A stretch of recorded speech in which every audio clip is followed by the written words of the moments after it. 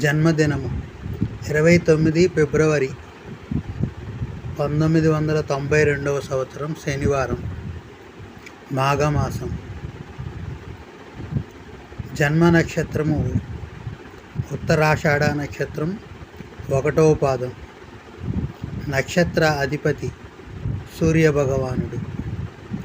జన్మరాశి ధనస్సు. ధనస్సు అధిపతి గురువు. జన్మ లగ్నము మీనరాశి, మీనం. లగ్న గురువు కాబట్టి మంచి నక్షత్రం జాతకుడిది. ఉత్తరాషాఢ నక్షత్రం 1వ పాదం, మంచి నక్షత్రం. సూర్యుడు నక్షత్రం, గ్రహరాజు. అలాగే రాశి ధనస్సు రాశి, గురువు అధిపతి కాబట్టి నక్షత్రపరంగా మంచిదే, రాశిపరంగా మంచిదే. లగ్నము మీన లగ్నం. మీన లగ్నం అంటే గురువు అధిపతి దానికి కూడా. అంటే గురువు సూర్యుడు మంచి. రాశి నక్షత్రము లగ్నము 3 మంచివే. తిథి కూడా ఏకాదశి తిథి కూడా మంచిదే. కాబట్టి జాతకుని యొక్క పుట్టుక మంచిది, మంచి విత్తనమే మనం వృక్ష భాషలో చెప్పుకుంటే. ఇక దాని స్థితిగతులు, అతను పుట్టినప్పుడు రాశి చక్రంలో ఏ గ్రహాలు ఎక్కడ ఉన్నాయి, భావాధిపత్యాలు ఏ గ్రహాలకి ఎలా వచ్చాయి అనే దాన్ని బట్టి మనకి జీవితం ఆధారపడి ఉంటుంది. ముందైతే మంచిది. సూర్యుడు నక్షత్రంలో పుట్టాడు, గురువు రాశిలో పుట్టాడు, గురువు లగ్నంలో పుట్టాడు కాబట్టి మంచిది. 3 మంచివే. ఇప్పుడు ఇది రాశి చక్రం. మీన లగ్నము, లగ్నాధిపతి గురువు 6వ స్థానంలో ఉన్నాడు.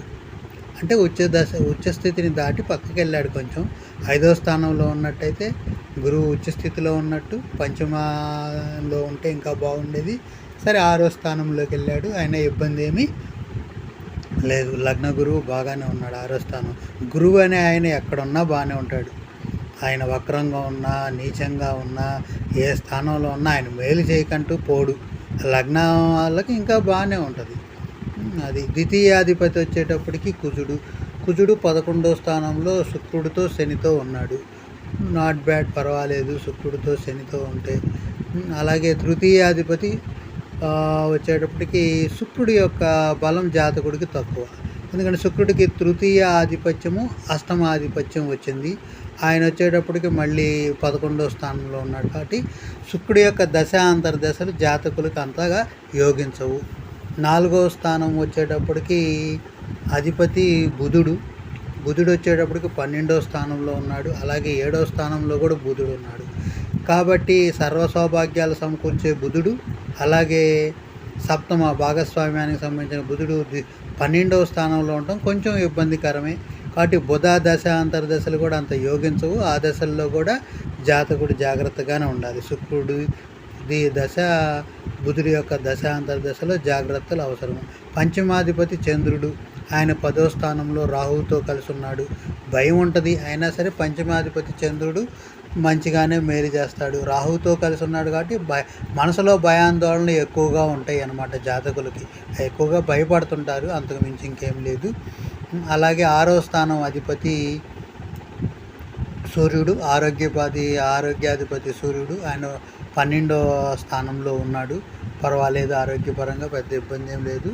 ఎందుకంటే 6వ స్థానం అధిపతి సూర్యుడే కాబట్టి ఆరోగ్యకారకుడు కూడా ఆయనే. అలాగే సప్తమాధిపతి బుధుడు అంతగా బాగోలేదనుకున్నాం. అష్టమాధిపతి శుక్రుడు అంతగా బాగాలేదనుకున్నాం. నవమాధిపతి కుజుడు, ద్వితీయాధిపత్యము నవమాధిపత్యము కుజుడికి వచ్చింది. ఆయన 11లో లాభస్థానంలో ఉన్నాడు.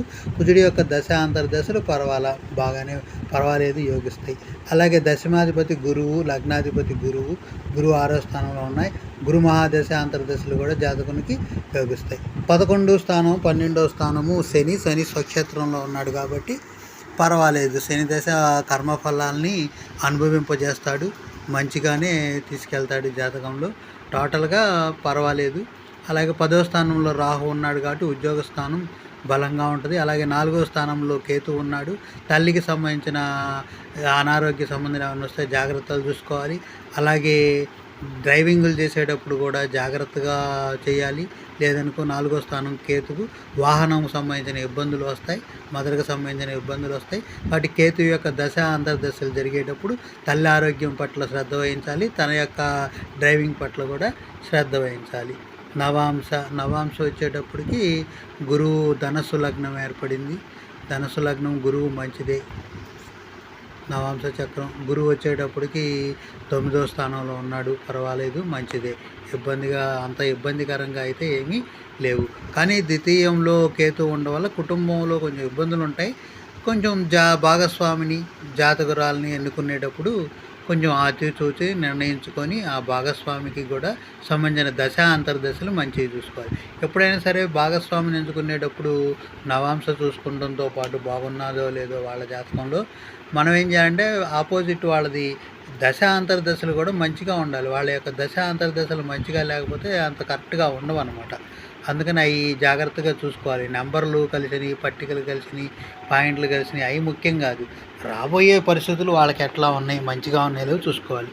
వాళ్ళకి మంచిగా ఉన్నాయి అనుకోండి, రాబోయే పరిస్థితులు నడిచిపోతుంది.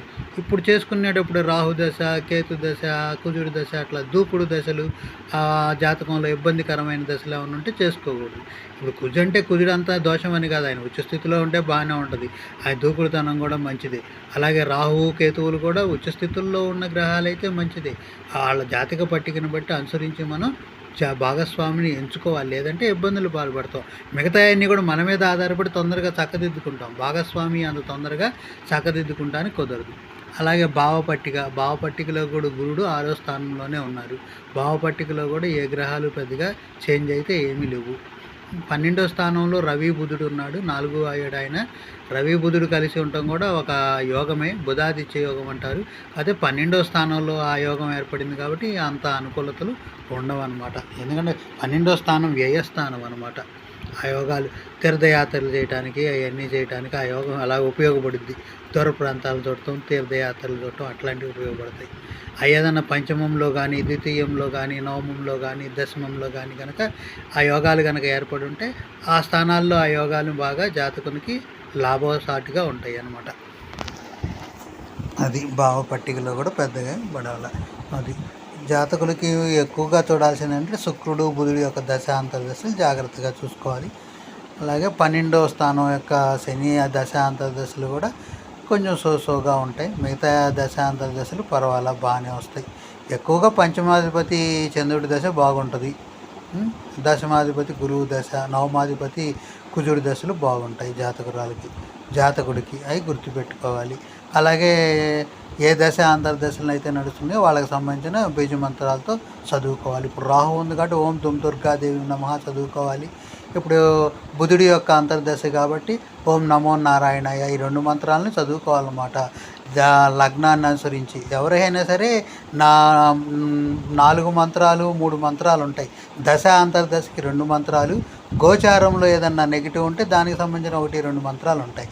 కాబట్టి ఇప్పుడు వచ్చేటప్పటికి 24వ సంవత్సరంలో రాహుకి ఓం దుమ్ దుర్గాదేవి నమః, బుధుడికి వచ్చేటప్పటికి ఓం నమో నారాయణ చదువుకోవాలి. అలాగే ధనుసు రాశి కాబట్టి ధనుసు రాశికి 10వ స్థానంలో కేతు ఉన్నాడు ప్రస్తుతం ఉగాది వరకు. కాబట్టి ఓం లం లంబోదరాయ నమః చదువుకోవాలి. రాహువుకి మినపట్లు, బుధుడికి పెసరట్లు, పులగన్నాలు, అలాగే కేతుకు సంబంధించిన ఖర్జూరాలు, ఉలవ వంటలు ఆహార పదార్థాలుగా మనం స్వీకరించాలి జాతకుడు. అలాగే ఆహార పదార్థాలు నెలకొకసారి అన్నా సరే పులగన్నం కానీ, పెసరట్లు కానీ, మినపట్లు కానీ, మినపగారెలు కానీ పేదవారికి పంచడం వల్ల ఏమైందంటే మనకు కొంచెం పుణ్యఫలాలు సమకూరుతాయి.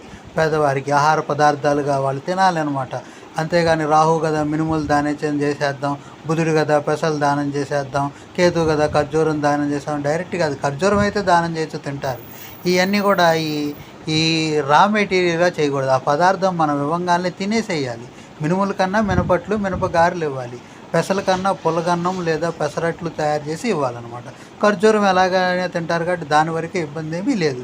కాబట్టి ఓం దుమ్ దుర్గాదేవి నమః, ఓం నమో నారాయణాయ, ఓం లం లంబోదరాయ, ఈ బీజ మంత్రాలు ఆహార పదార్థాలు ఉంచుకొని ఉంటే ఆ సంకల్ప బలాలు మిగులుతాయి. ఎందుకంటే మీకు అసలే రాహు దశ నడుస్తుంది. రాహు 10వ స్థానంలో పరలా బాగున్నది. బుధుడు జాతకులకి 4వ స్థానం, 7వ స్థానం, 12లో ఉన్నాడు కాబట్టి ఇవి చేసుకుంటాం ఖచ్చితం. ఈ జ్యోతిష్యం అనేది ఎవరికైనా సరే ఏంటంటే ఒక ముందు జాగ్రత్త, అయిపోయిన తర్వాత చూసుకుంటాం వల్ల మీరు జ్యోతిష్యంలో ఏం తెలియదు. అందుకనే ఎవరైనా 12 సంవత్సరాల తర్వాత జ్యోతిష్యం చూయించుకోమని చెబుతుంటారు చిన్నపిల్లలప్పుడు కాకుండా.